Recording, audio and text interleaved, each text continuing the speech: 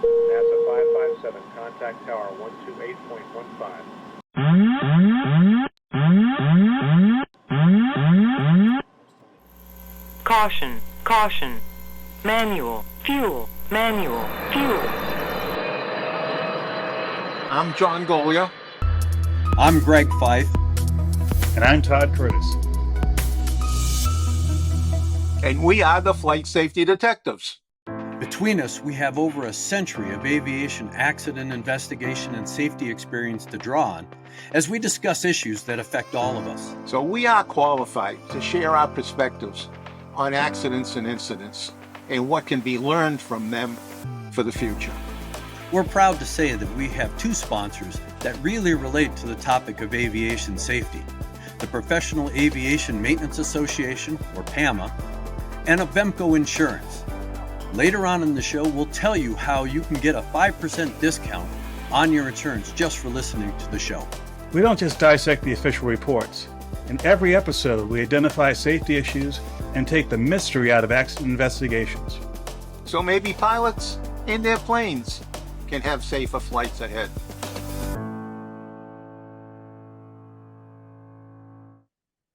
The Flight Safety Detectives is bringing on a new sponsor, Piston Powered, a power-by-the-hour program for owners of piston-powered aircraft that can stabilize the long-term cost of owning your airplane.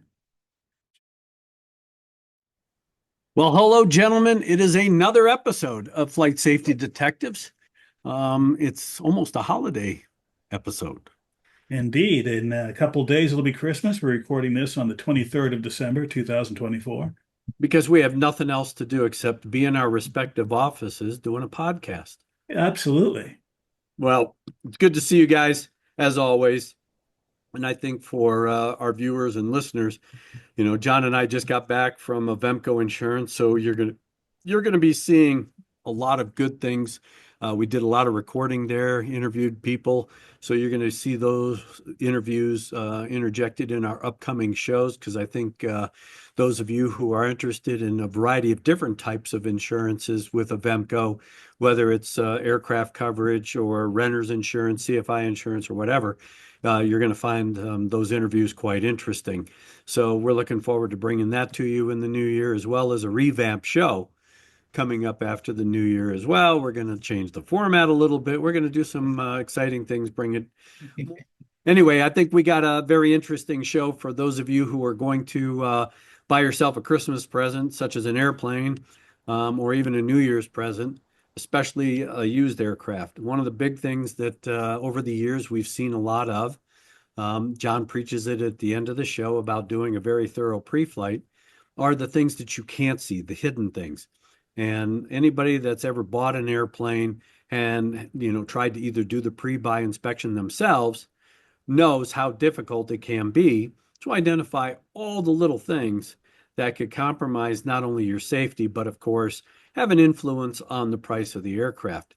We've picked an accident today. Unfortunately, it was a two-fatal training accident involving a relatively late model Cessna 172P, 1981 version, which supposedly, and I say supposedly because we're going to talk about the fact that there were no accurate logbook records, supposedly had a little over 5,000 hours of total flight time, and the purchaser was a flight school. Now, we don't have a very good history at all on the airplane because the NTSB didn't get into the history of the airplane, not only through maintenance records, but never even described where this airplane came from, where it had been, really what its history was, and then really never discussed in very good detail the fact that these logbooks had been, quote, misplaced during the sale of the aircraft, and that new logbooks were generated with estimates and a variety of things. And Todd will bring out a couple of statements that were identified in the public docket regarding those logbooks. But barring that, we have an airplane that's taking off on a training flight with a 77-year-old flight instructor, 20-year-old student pilot. You know, nothing unusual about that. Typical day, let's go fly. And during the course of the initial takeoff, there is security video that shows, and there's a description in the NTSB report and eyewitness observations that shortly after departure on the climb out, the airplane rolled uncontrollably and ended up in the ground. 2 fatalities. The NTSB went out, they did their on-scene investigation, they did document a key finding, which then formed the basis for the probable cause, and that was the failure of an aileron cable due to corrosion. And in looking at the report, okay, it sounds relatively easy. It sounds like it's an obvious probable cause. Cable failed, lost control, airplane crashed. But that's just a tenth of the story. There is still 99.9998% of the story that hasn't been told. And it really should have started with the historical background of this aircraft. It's a late model airplane. It's being operated in Florida. So now you have environmental conditions. We have not just surface corrosion on the failed control cable, and John will talk about that here in a minute. But again, when you look at just the pictures, you don't even have to read anything about these cables. You just look at the picture, you know that this airplane has a sordid history, to say the least. Todd, starting with you, looking at the docket and some of the unique things that you saw in there, especially in these regenerated maintenance logbooks. You don't just, buy a new logbook and, put an entry in there and put a notarized statement in there going, we think that this is the time. I mean, the FAA requires you to do a lot of different things to create a new set of logbooks. That's why a lot of airplanes don't sell if there's lost logbooks, is because you literally have to dismantle that airplane and prove its airworthiness. One of the things I saw was they had maintenance records, reconstituted maintenance records. And toward the end, there was an affidavit from the widow of the person whose airplane was sold. Her husband had died. About a year later, they sold the airplane. And she says, in part, the husband gave the original logbooks to his mechanic, and the mechanic misplaced them. Not only do they try and reconstitute the logbook, but they also said something like, oh, there was a friend of his who flew it for X number of hours in a certain time frame, but really there was 108 that were documented, plus there were 50 other hours that weren't documented. I don't know about you, but if I had buying a used car and it had this sort of sketchy background to it, I'd be really suspect of the quality of what's under the hood. Well, And again, given what we've seen with the pre-buy inspection on paper, it was inspected, but as you told us off the air, if anyone had done an inspection, they would have clearly seen that there were issues with that control cable. yeah, and John, that, again, when it comes to satisfying the FAA and making a determination that the aircraft is in an airworthy condition to satisfy the type certificate, I mean, you can't just go out there, do a visual, take a flashlight, look up in the inspection panels and call it good. No, in fact, with this kind of aircraft, obviously had sat on the ground a hell of a lot more than was in the air. If I was doing the check, I'd be tearing this airplane apart. And although I will tell you, I'm looking at the pictures, I am baffled and pissed off when I look at this airplane went through a pre-buy, and how they didn't see this cable in this condition is beyond me. I mean, just as I started to read it, and then I saw the picture, my blood started to boil.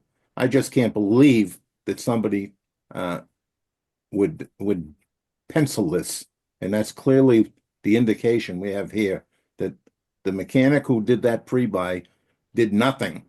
He penciled it. He didn't look, because you couldn't miss this one if you looked at it. These cables run behind the back side of the wing before they enter into the top of the fuselage. There's no way in hell that he was looking at that. Yeah. No And if way. I haven't said so before, the pre-buy inspection was signed off, I believe, on August 27th. April Excuse me, 20. April 27th.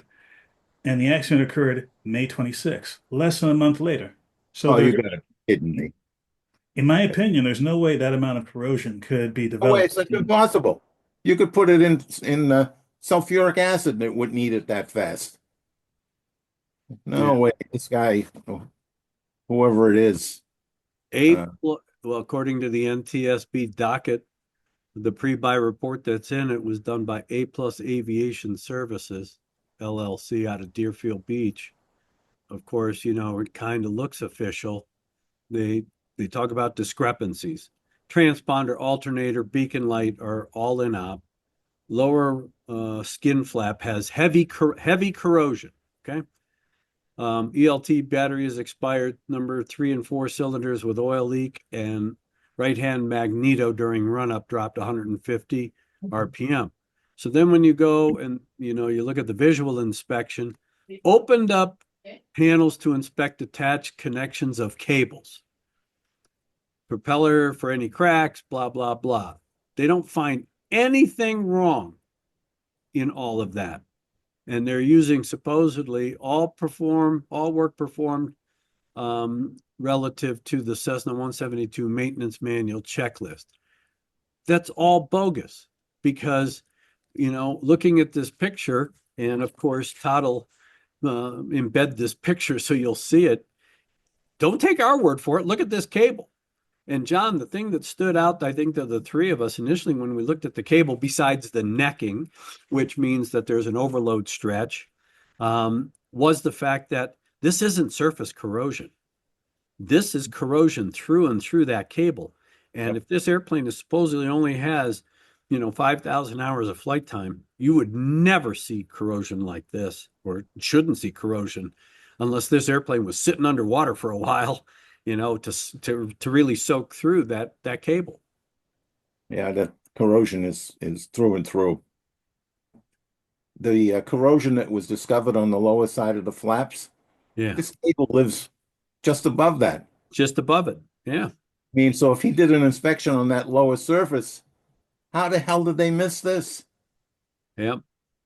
And again, based on the description that the NTS materials lab that was talked about in the factual report, and again, there are some telltale characteristics that not only maintenance people can have a better understanding of, but they talk about aileron control continuity was not confirmed. Separation was noted in the aileron cable system in the vicinity of the upper left doorpost, right direct aileron control cable. The pulley was removed, examined, and exhibited corrosion. The pulley had corrosion. The pulley did not move freely. Okay, so now you got a hung up pulley, which means the cable is not riding over that phenolic wheel. It's dragging over it, which you should have felt resistance in a flight control check. The upper right doorpost left direct over pulley was removed and examined. The pulley did not rotate freely, and corrosion was noted. So now you got both pulleys that are jammed up, and you're dragging that cable over the top of it. Several other breaks noted in the aileron cable system were consistent with tension overload failures. Well, yeah, and again, they weren't doing aerobatic maneuvers. They didn't have high aerodynamic loads to do this. So those loads were one against the resistance of those pulleys. But now you got an issue with the cable, the corrosion, and then of course the deterioration of the cable itself as it was starting to stretch and break in tension. And the materials lab wrote, the examination of the aileron cables at the NTSB mat lab revealed that several wires exhibited uneven, localized thinning either at the separated ends or along the length of the wire. So now you're doing a control check. You're, running the ailerons back and forth. Again, and that's why you really want to do these with some fidelity. You want to have a technique where you can feel possibly that this thing is hung up because it's got resistance to it, or you can feel the ratcheting that may take place as those thinning spots are running over the pulley and things like that. You don't just go out there and yank and bank this thing and go, yep, they're good to go because the ailerons move. You're looking for other things. You're trying to feel tactily other things that are going on in the hidden portions of the wing, then the fuselage all the way into the control yoke or into the pedals or whatever that you cannot see. And it said, pockmarks consistent with corrosion attack were observed on the surfaces of numerous wires. So not just one, numerous wires. Some of the wire ends had necked down with cup cone fractures visible, while other wires had no thinning or angle fractures at the end. The cable ends tapered to a point, and localized thinning of wires and shedding of material was noted, as well as pockmarks. How in the hell can you do an inspection, even if it's a cursory visual inspection, and not see what they just described? This didn't happen after the accident. This No. happened well before the accident. And oh, by the way, it didn't happen in just a month. This was a long-term process. So this guy or whoever did this pre-buy inspection said, I checked all the cables, everything was good to go. Guess what? You didn't, because you sure didn't open up the panels and you sure didn't look at all of this stuff. And oh, by the way, given the fact that you don't have an original set of logbook records, I mean, you should have been, doing this at 250%, not at 50%, trying to make a buck on a pre-buy. And then unfortunately, 2 people were killed because of, your bad work. And one of the things that about this report is that, well, clearly from what you've been reading and what we've all been reading, there were some, how should I say it? They fell short in many ways when it came to managing this aircraft. There's nothing in this report about the management of this flight school. What was it about the way they do business that allowed this to happen? That wasn't investigated at all. Yeah.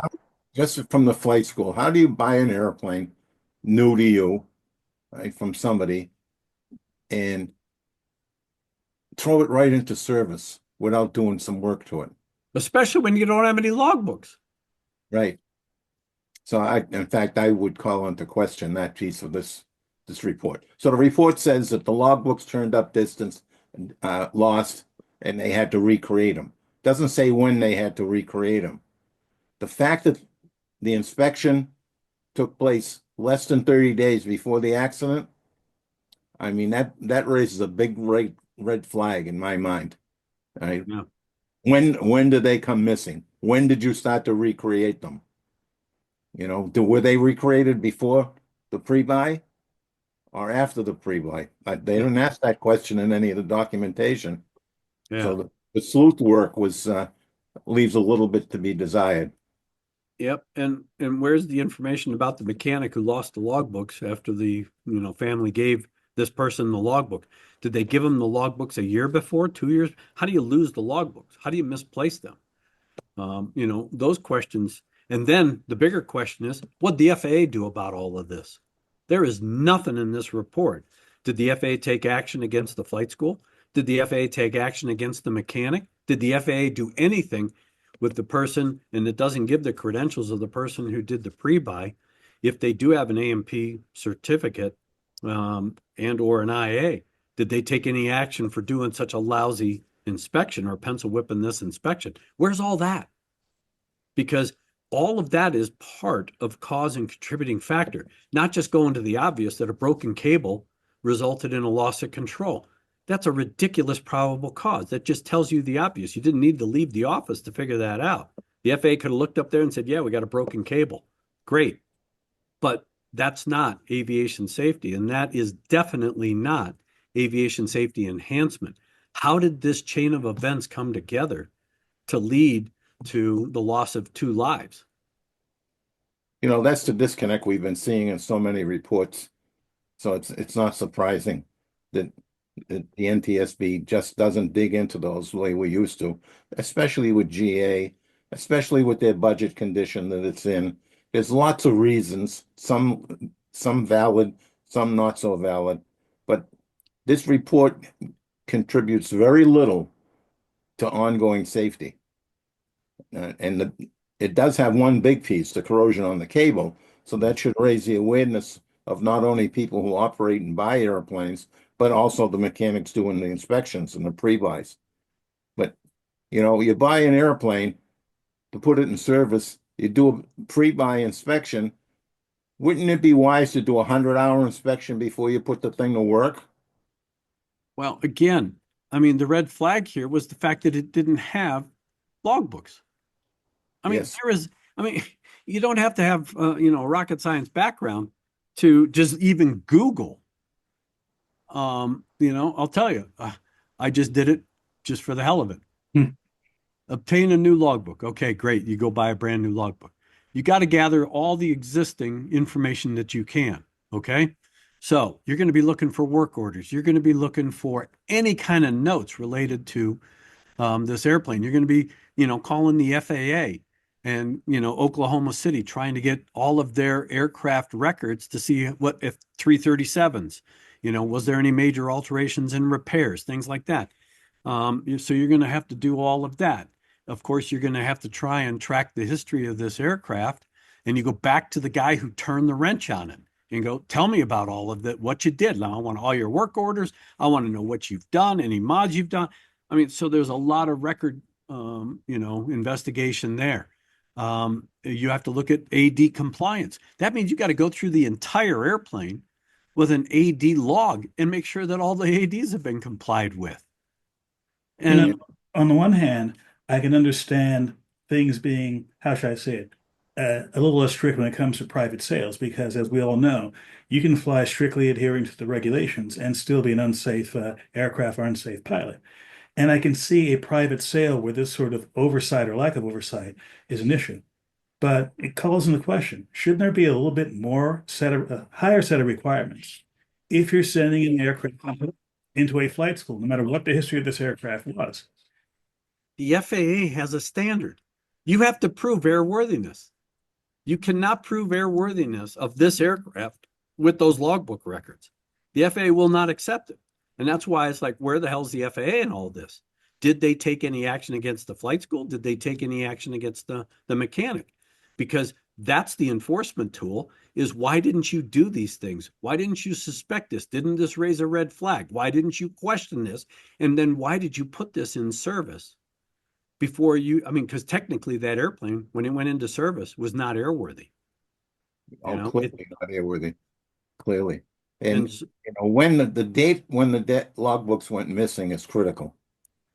If let's say the logbooks were available when they did the pre-flight, and he did a poor pre-buy inspection, and maybe anticipating they were going to not put it right into service. All right, so he made an assumption they were going to work on the airplane after they bought it. When did the paperwork disappear? Because the paper trail was what's going to get that mechanic who did the pre-buy in trouble. And the FAA doesn't usually do very good jobs of playing detective. It's paperwork detective. They're good at the paperwork. They're not so good at the physical part of it. The vast majority are not that good at it. This whole situation doesn't pass the smell test. Again, if I'm buying a vehicle of any kind, car, boat, airplane, etc., and some of the basic things you would expect. Hey, do you have maintenance records? Do you have a record of oil changes for a car? Do you have a record of 100-hour inspections for this airplane? And you come to me and say, you know what? We lost all the records. Well, I'm going to either A, not buy that aircraft, or B, seriously discount my offer for that aircraft.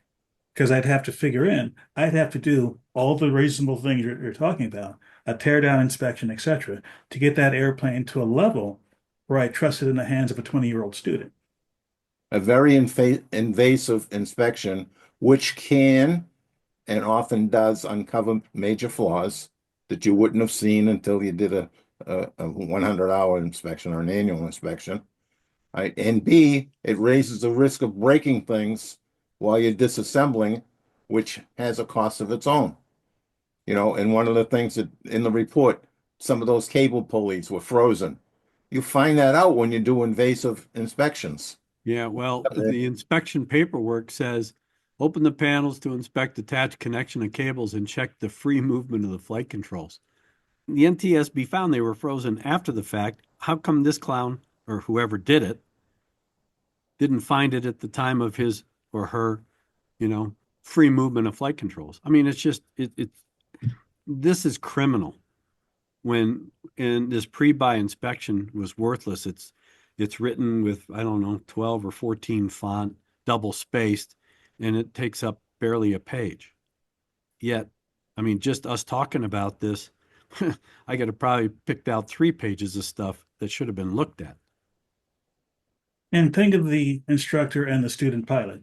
It's not their responsibility to do this level of investigation of every airplane they fly at the school. There could be however many airplanes that are out there. They have to trust that the management of the flight school is doing their job. And frankly, if I knew that a flight school did this to one aircraft, I would suspect every aircraft. Well, absolutely. And that's why, where is the FAA in all this? And where is the discussion about the flight school? I mean, do they have an in-house maintenance program? Do they depend on third-party maintenance? Did they have a third-party maintenance guy look at this aircraft before, when they accepted it, before they put it into service? Because again, there's 1,000 questions that still need to be answered. I mean, literally, this probable cause is worthless. The National Transportation Safety Board determines the probable cause of this accident. Maintenance personnel's failure. What maintenance personnel? Maintenance personnel's failure to detect the corroded aileron cable during recent inspections, which resulted in the separation of an aileron cable and a subsequent loss of airplane control during takeoff. That's it. Again, you don't have to leave the office to figure that out. Just send me the picture. Yep, I could have wrote that. The fact is that this does not do anything to enhance aviation safety. It tells me the obvious. How does anybody benefit from this?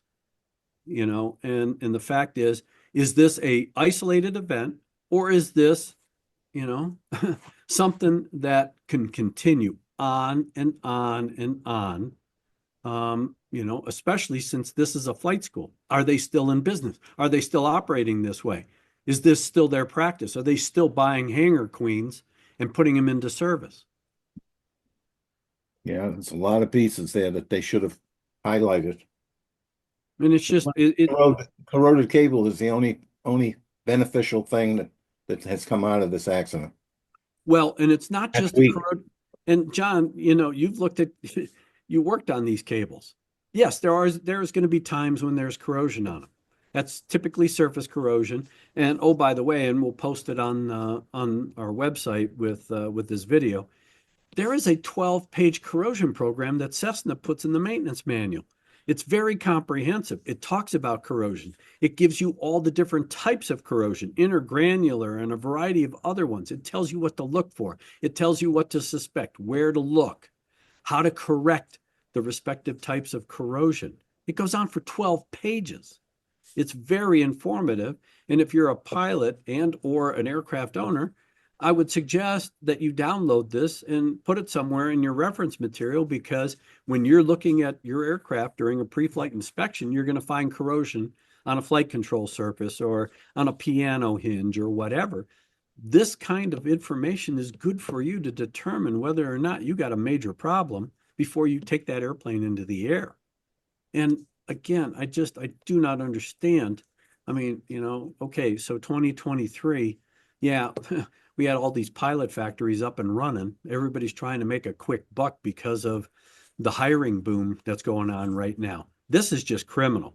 You put a 77-year-old instructor with better than 17,000 hours of flight time with a 20-year-old young female student trying to learn to fly, and you put them in a compromising position. I mean, it's just sad. And I mean, it's very hard to talk about these things without getting them, all fired up at how criminal this is. And where's the FAA and what's happened? What's the follow-up to all of this, to the players involved? And I think this segues into my second to last word, because all of us here, I think, we're kind of worked up over this because we see so many obvious failures of doing the right thing, failures of initiative by overseeing officials like the FAA. So I'm inviting everyone who's watching this. We're going to make a special effort to put a whole lot of the supporting documentation on the page about this episode. I want you to download it and come to your own conclusions as to what can be done or what should be done, especially in the organizations you're either working for or working with or a student within their program. And John, I've been a little bit quiet because I had to bite my tongue, because I would have, I grew up as a mechanic. I worked as a mechanic all my life. Mechanics have hang language, and it was right there at the tip of my tongue, and I had to bite my tongue to keep it from coming out. I mean, these, you know, a guy who does an inspection like that needs to go behind the dumpster for a little bit of re-education. It's just it is criminal, Greg. It is criminal, but we just don't have a system in place that would the system being the FAA that will rise to the occasion that when they need to. Yeah. But make a paperwork mistake, they're right there. Yeah. You Road got a share. flight school, you buy an airplane and they go, oh, sorry, we can't find the logbooks. Really? Pass. Yeah, that's why I think there's something smelly in that part of it too. Because, at that point in time, I don't think there's anybody in aviation that wouldn't say, hold on a minute, let's take a look at this. I think other set of facts occurred between the buying of the airplane and the accident. Yeah. Yeah. And we know going into this new year with a new administration and some of the chatter that's been out there, when you look at the FAA and its structure, you got the administrator leaving, you got the deputy administrator leaving. There's going to be a lot of vacancies at the top of the stack. If the government is downsized, where is that downsizing going to happen? Of course, we've talked about it on this show ad nauseum about the fact that the FAA is typically underfunded and undermanned. So now what does that mean as far as oversight and enforcement of not only large air carriers, charter operators, any kind of certificate holders, but even flight schools and just the general aviation community as a whole? What's going to happen with all of that? I mean, and how many more of these types of accidents? We've talked about it on this show. The concern I have, because I sit on the board of the National Association of Flight Instructors, is that we've had just an unbelievable increase in flight instruction related accidents. And that's because they took the function of flight instruction certificate issuance from the FAA and passed it off to DPEs. And the quality has suffered. And we're seeing it now because these pilot factories are trying to generate pilots because of the hiring boom. So it has a very expansive ripple effect.